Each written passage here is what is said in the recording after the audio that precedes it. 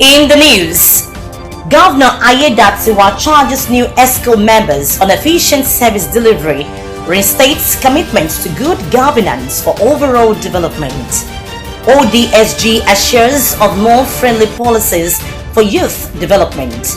National Minimum Wage Committee calls for participation, set to hold public hearing. And from the foreign scene, Cuba appeals for international aid amid economic crisis.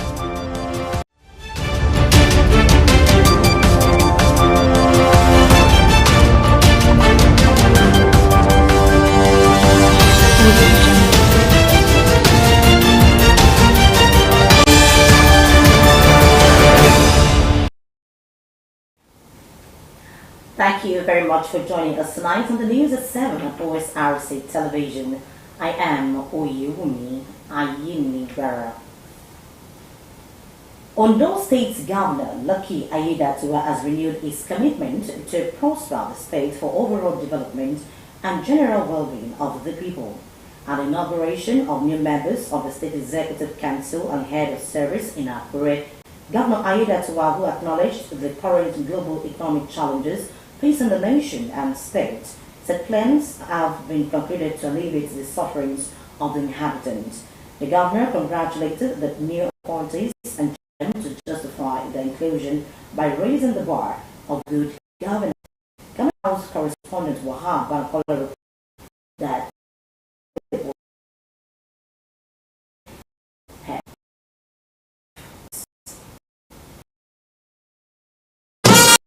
arrival of Governor Lucky Aiyedatiwa at the International Culture and Events Center, the Dome in Akure, underlined the importance of the swearing-in ceremony of new members of the State Executive Council and Head of Service.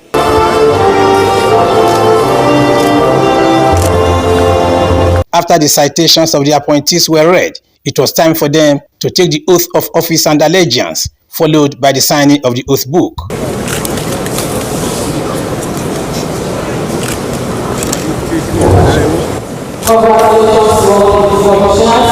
The head of service, Mr. Bayo Philip, thanked Governor Aiyedatiwa for the opportunity to serve, which I promised to justify the confidence reposed in him. My dear civil servants, let me acknowledge us that we must try to justify the government's commitment to our welfare. We must be manifestly committed to our job. We must demonstrate good work ethics and be willing to make sacrifices, particularly in this trying time. What we need more now is what I call character budget. Governor Lucky Aiyedatiwa, who said the dissolution of the former Executive Council on the 24th of January 2024 was devoid of neither political undertone nor misgivings, stated the interest of the its members of the State Assembly for the speedy screening and confirmation of the commissioner nominees and congratulate the new appointees in their new positions. I want to enjoin you individually to see this appointment as a call to service, to deliver more in the delivery of good governance to our people. You must be dedicated, up and doing, and focused in the discharge of the duties and responsibilities expected of your office. It is equally important that you see yourselves as servant leaders and not lords in your respective MDAs. Aiyedatiwa, who acknowledged the economic challenges facing the nation, the state, and the people, urged the new appointees to be creative with ideas and policies geared towards alleviating the sufferings of the people. Governor Aiyedatiwa, who restated his dedication to the welfare of residents of the state, said government has released the sum of 550 million naira for the payment of year 2024 West African Senior School Certificate Examination registration fee for all suitably qualified public secondary school candidates in the state. In spite of paucity of funds, our administration, since coming on board, has taken decisive steps towards placing the state on a pedestal of economic development and with a view to reducing the hardship of our people. As can be seen by all and sundry, contractors handling various projects in the state are now back to sites. We have paid the outstanding January 2017 salary of our civil servants.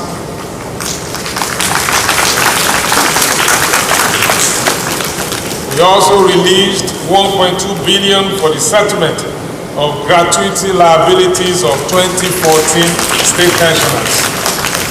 He noted that the federal government is working in synergy with state governments to arrest the economic hardship being faced by the masses. The governor thanked President Bola Ahmed Tinubu for supporting his administration and also saluted the commitment, dedication, energy and purpose which the late governor deployed to governance during his time as governor of the Sunshine State. He appealed to political gladiators in the state to eschew violence as the state prepares for the November governorship election. From the International Culture and Event Center, the Dome in Akure, Wahab Bankole, Osrc News. Meanwhile, the newly sworn-in commissioners and special advisors in Ondo State have expressed a readiness to deliver optimally in their various portfolios towards ensuring a successful administration. 6 commissioners, 8 special advisors, as well as the new head of service were sworn in by the Ondo State Governor Lucky Aiyedatiwa. Joy Pius now completes the report.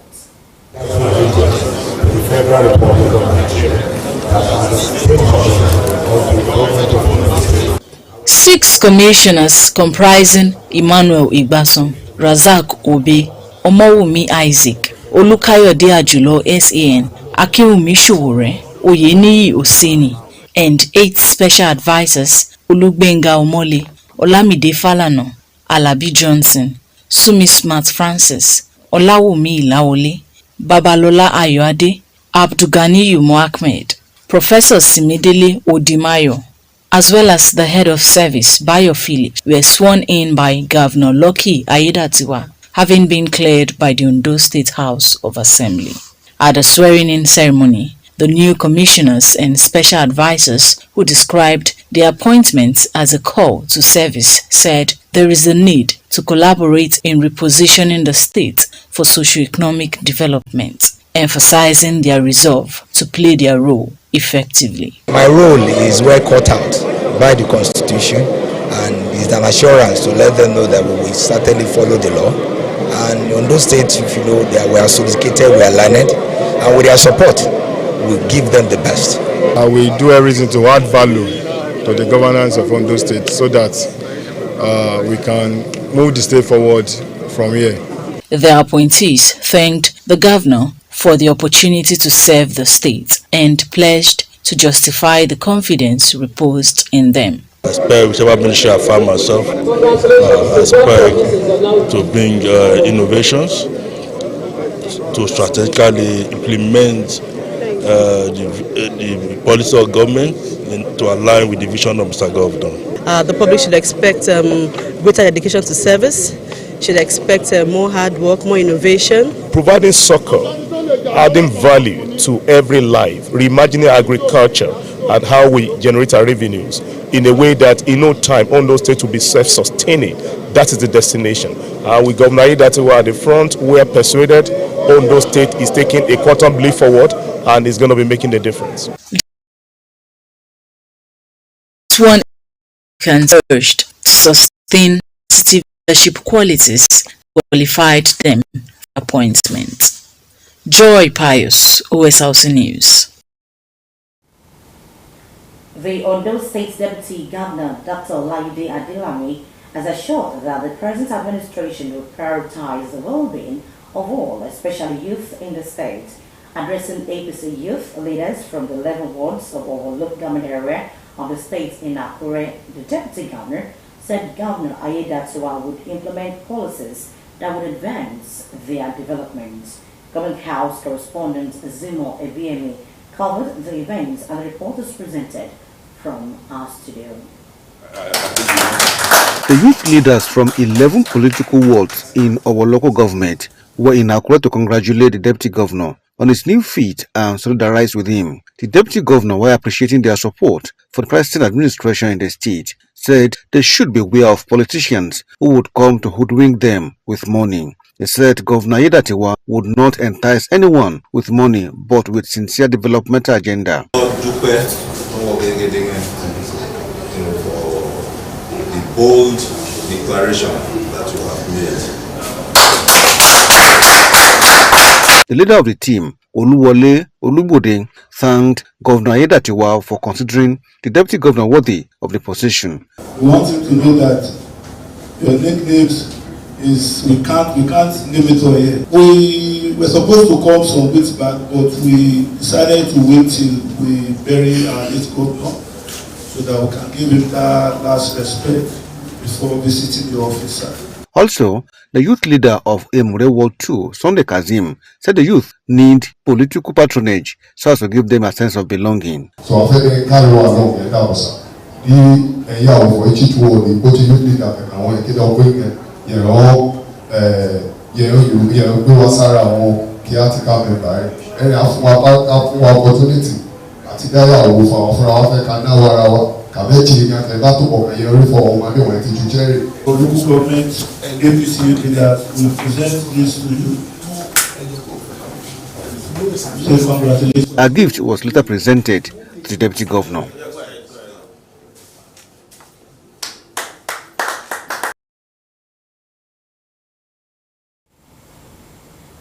The Independent National Electoral Commission, INEC, has asked political parties to submit the list of candidates for the Edo State governorship election holding later in the year. INEC has scheduled the Edo elections for 21 September.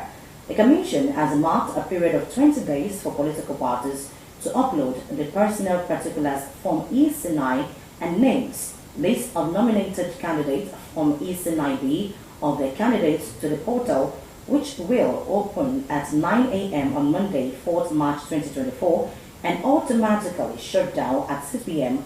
on Sunday, 24th March 2024.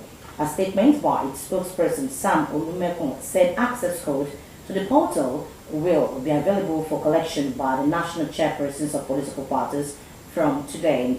Mr. Olumekun said the deadline for the conduct of primaries by political parties expired on 24 February as provided for by the schedule of activities issued by the Commission. He added that the Commission would not extend the deadline as it believes 20 days is enough for the political parties to upload the details of their respective candidates. You're still watching Osrc News at 7 after the break. House of Representatives describes Steve Osrc report as outdated. Please to join us for this and more.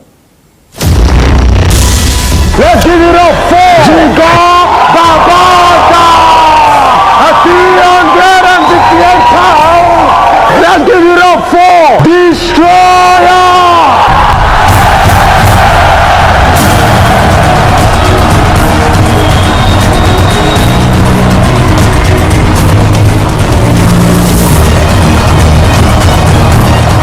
What is your fear?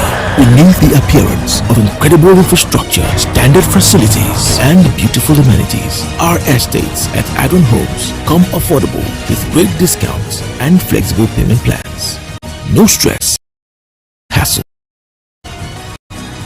Beat your fears and take that bold step today. Subscribe to own your property. Adron Homes. Building cities, communities, and homes.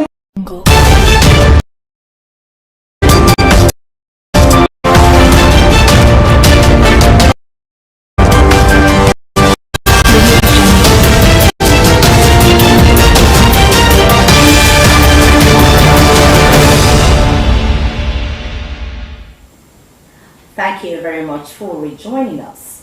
You can watch us live on our website Facebook at Osrc TV, and on YouTube you can subscribe to our channel Osrc TV. Ondo.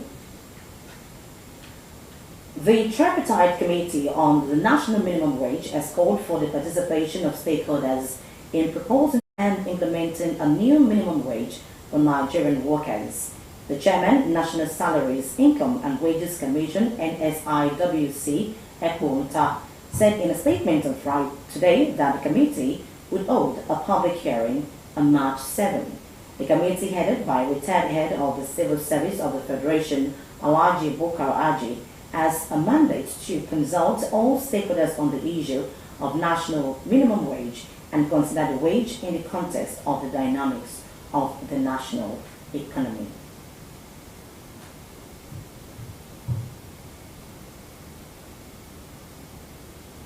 Ondo State Radio Vision Cooperation Media Group has reiterated its commitment towards collaborating with relevant agencies whose missions are geared at empowering the youth for country's development. Chairman of the media group, Mr. Kunle Adebayo, was paying host to a team of the Junior Chamber International Akure branch led by its president, Kunle Olajunyi, at the organization's headquarters, Orita Bele, Akure. Omoriola Onwiji reports that the team also presented an award of excellence to Osrc Media Group as the 2022 Outstanding TV Station of the Year. It has become a tradition for Junior Chambers International to visit Osrc Media Group on an annual basis to partner the station for societal growth. President of Junior Chamber International, Akure branch, Mr. Kunle Olajunyi, while acknowledging the role of the media group in disseminating quality news and program content through the Osrc TV, Orange 94.5 FM and Sunshine 96.5 FM, and Lalaye for community engagement, read out the activities and programs of the team for their forthcoming events. According to him, JCI is poised to bridging societal sectors, transcending boundaries and differences, and as well thriving towards leaving a lasting and impactful legacy, especially among the youths. He sought the support of the media group, which according to him has the capacity of reaching the large heterogeneous public, including the grassroots, in his forthcoming events, saying the economic summit is geared towards increasing the economic fortunes of Ondo State. Even as we grow, the media outfit began growing, and then the growth was manifested. There were growth that we could see with our eyes. We became proud of this station, even as we grew into the digital age. Junior Chamber International Akure has been a good friend to this television station and radio outfit, the OSRC, the Orange 94.5, the Sunshine FM 96.5 of those days, and all those that were. And the truth is, the gesture we've always received from these media outfits in time past has always been a great one. Responding, chairman of the media group, Kunle Adebayo, represented by Director, News and Current Affairs Department, Nike Busari, emphasized the readiness of the corporation to support JCI's activities in the state.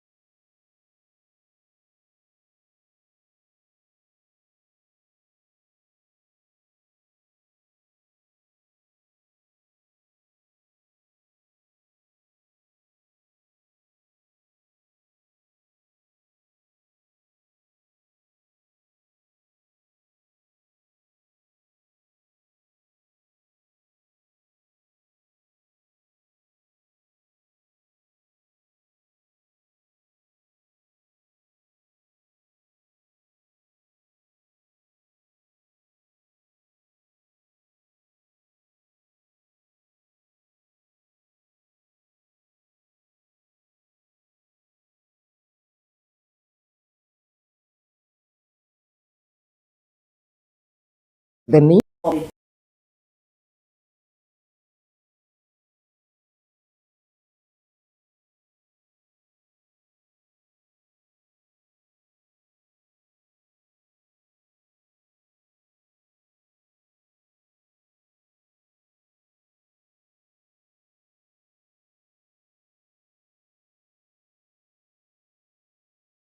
noted 89 agencies capturing biometric features of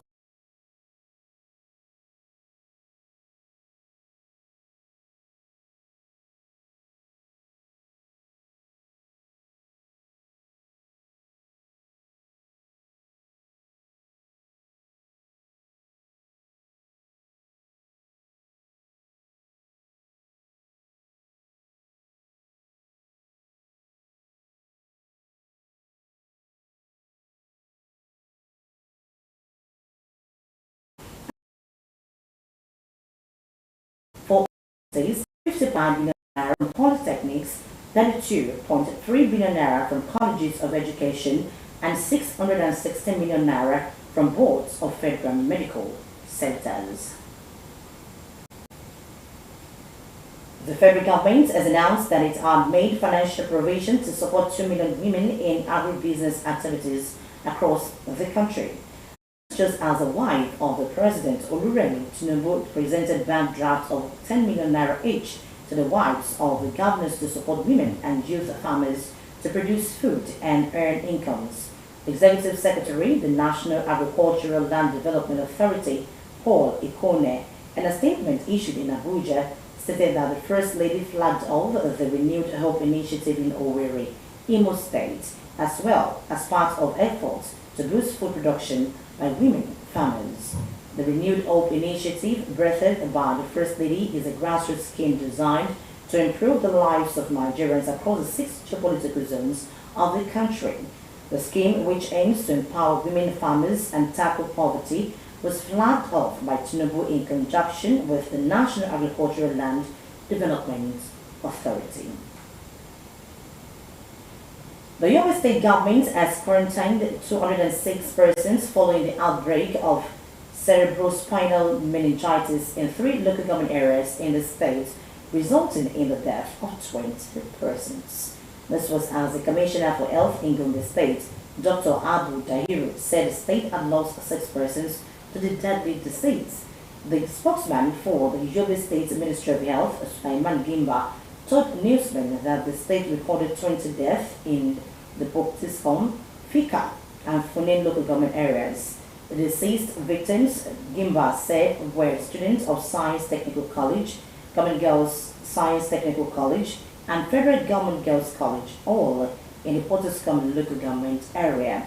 They said the Yobe State government had ordered the vaccination to review or to launch a statewide immunization campaign to contain the spread of the disease. Former Minister of Power and Steel, Dr. Oluwagboye, has filed a 1 billion naira suit against the Economic and Financial Crimes Commission, EFCC, over allegations that it published his name on its website wanted list. Agboye, in the suit by its team of lawyers led by Mr. Diola Adedikwe, SAN, also joined the Attorney General of the Federation, AGF, as second defendant. The case, presently before Justice Emeka Nwite of the Federal High Court, Abuja, has now been fixed for April 18 for hearing. And now to the foreign scene. As Cuba faces an economic crisis, the country is grappling with severe shortages, rising child malnutrition, and a historic appeal for UN aid. The crisis has been exacerbated by the COVID-19 pandemic and US sanctions, leaving Cubans struggling to access basic necessities and leading to a surge in protests across the country. As the situation remains there, many are hoping that the international community will respond to Cuba's call for help. Children are supposed to get 3 kilograms of milk a month, but now they're only giving 1.5 kilograms a month. Milk. I can't remember the last time I drank milk. It's very expensive. Although we have difficulties, we're still alive, like we Cubans say. As far as milk is concerned, Cuban children are very privileged compared to other children in the world. Before they used to give 2.3 kilos of rice per person per month. Now they give nearly half a kilo of rice per person per month. And that's when it's available. And not leaving the foreign scene yet, Judge Galloway has won the road by the election. The veteran pro-Palestinian campaigner began his speech by saying, "This is for Gaza." Labour was thrown into chaos when the party withdrew support from its candidates for repeating a conspiracy theory that Israel was complicit in the massacre of its own people. Oluseyi Akinwalere now reports that George Galloway is duly... A stunning comeback by George Galloway is Keir Starmer's worst nightmare. Keir Starmer, this is for Gaza.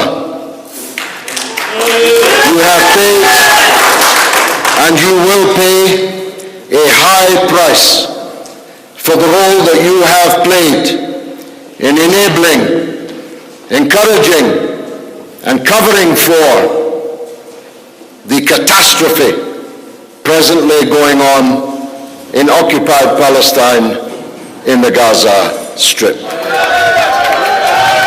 Then from the count, Mr. Galloway headed back to his campaign headquarters to address his jubilant supporters. There are thousands of people here whose hearts are breaking over what's happening in Gaza. The candidate, Labour disowned over his comments on Israel, came fourth behind an independent and Conservatives, and another former Labour MP Reform UK candidate, Simon Danchuk, came a humiliating sixth, prompting his party leaders to accuse opponents of dirty tricks. Our candidate has suffered vile, racist abuse and death threats. Our staff have been intimidated. We've had to move them from accommodation. We've had to engage security guards. Our business supporters have been threatened with being firebombed. While Mr. Galloway's win was widely predicted, a surprise was independent David Tully coming second, well ahead of the established political parties. I wanted to really try and break the mould of Labour, Tories, and that's what I feel we've achieved in the last 4 weeks. With Saka already on the fire from the left of his party and the sleep on Gaza's ceasefire calls, Mr. Galloway's election and what was a safe Labour seat is a disaster. Mr. Galloway now hopes to field up to 50 pro-Palestine candidates in the general election with the aim of inflicting more damage on Labour. Oluseyi Akinwalere, Osrc News. In sports, Super Eagles head coach Jose Osrc has officially sent a resignation message to the Nigerian Football Federation (NFF) and the Super Eagles following the expiration of his contract. The Portuguese tactician took charge of the team 2 years ago and led the Super Eagles to the finals of the just concluded African Cup of Nations 2023, which he lost against the host nation Ivory Coast. Osrc, in a series of tweets on his X account, described it as a pride and honor to have coached the Super Eagles. And with that, we conclude the news tonight, but before we go, a quick look at the top stories. We told you in the news that Ondo State Governor Lucky Aiyedatiwa has renewed his commitment to prosper the state for overall development as the newly sworn-in commissioners and special advisors in Ondo State expressed the readiness to deliver optimally in their various portfolios towards ensuring the present administration will prioritize the well-being of all, especially in the area of youth development. We also told you that the tripartite committee on the national minimum wage has called for the participation of stakeholders in proposing and implementing a new minimum wage for Nigerian workers as public hearing holds on March 7. And from the foreign scene, Cuba has appealed for international aid amid economic crisis exacerbated by the COVID-19 pandemic and U.S. sanctions. That's the news tonight. Thank you very much for watching. Good evening.